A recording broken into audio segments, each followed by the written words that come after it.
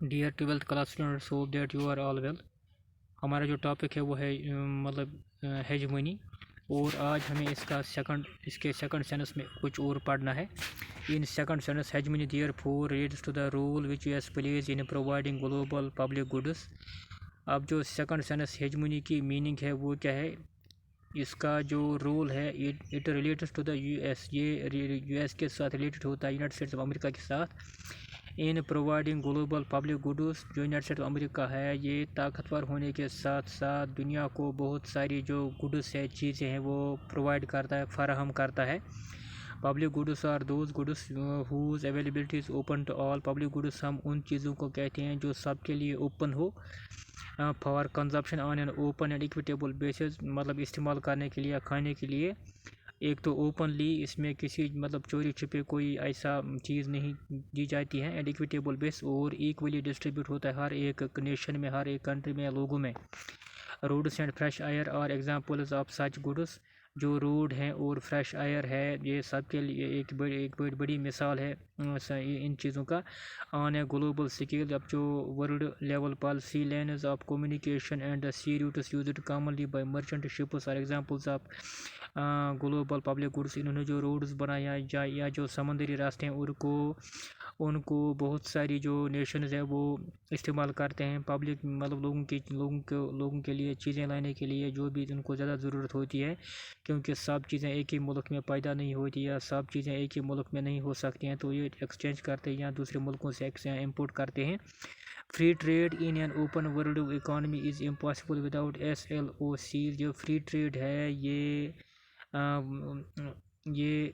مطلب free trade جو ہے اوپن ورلڈ اکانومی میں، یہ امپاسبل ہے وداؤٹ کس کے، جو سی لینز آف کمیونیکیشنز ہیں، ان کے بغیر یہ امپاسبل ہے، کیونکہ انہی کے ذریعے سے اس تجارت کو چلایا جاتا ہے۔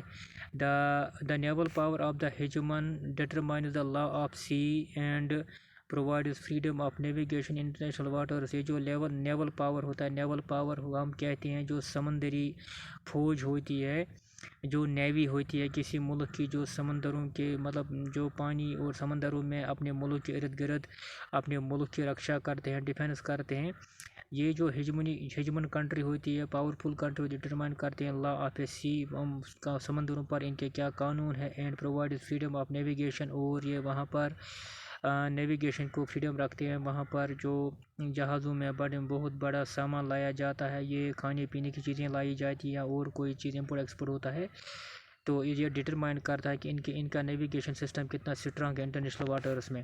انٹرنیشنل واٹرز ہم ان واٹرز کو کہتے ہیں جو کسی کے قبضے میں نہ ہو، بلکہ جس کو بہت ساری کنٹریز مطلب ایکولی استعمال کرتے ہیں۔ Before the second world war سے پہلے British navy used to perform this role. Second world war سے پہلے جو برٹن کی نیوی تھی وہ یہ کام کرتی تھی۔ آفٹر سیکنڈ ورلڈ وار، چونکہ جب سیکنڈ ورلڈ وار اینڈ ہوا، جو برٹن تھا وہ بہت کمزور ہو گیا، کیونکہ انہوں نے بھی سیکنڈ ورلڈ وار لڑا، تو ان کے بہت ساری جو فوجی ہے وہ جنگ میں کام آئی، اور بہت سارا ہتھیار بھی ان کو مطلب خرچ کرنا پڑا، بہت آمدنی ان کو مطلب جھٹکا لگا ان کی آمدنی کو، تو وہ کمزور ہو گئے۔ This role has been performed by the multi oceanic U S navy. اب یہ رول جو ہے جو برٹش نیوی کرتی سیکنڈ ورلڈ وار سے پہلے، اب یہی رول ادا کرتے، یہی کام کرتی ہے multi oceanic U S navy. Multi oceanic U S navy ہم کہتے ہیں جو USA کی نیوی ہے، بحری فوج ہے، سمندری فوج، اب یہ کام وہی کرتی ہے۔ تو اس طرح سے ہمیں پتہ چلتا ہے یہ جو ہیجمونک کنٹری ہوتی ہے یا پاورفل کنٹری ہوتی ہے، یونیپول ورلڈ ہوتا ہے، یہ کتنا طاقتور ہوتا ہے، اور کس طرح سے یہ پورے ورلڈ میں، پورے وشو میں، پوری دنیا میں اپنی ہیجمونی کو برقرار رکھنے کے لیے کس طرح اپنے سسٹم کو چلاتے ہیں۔ Thank you.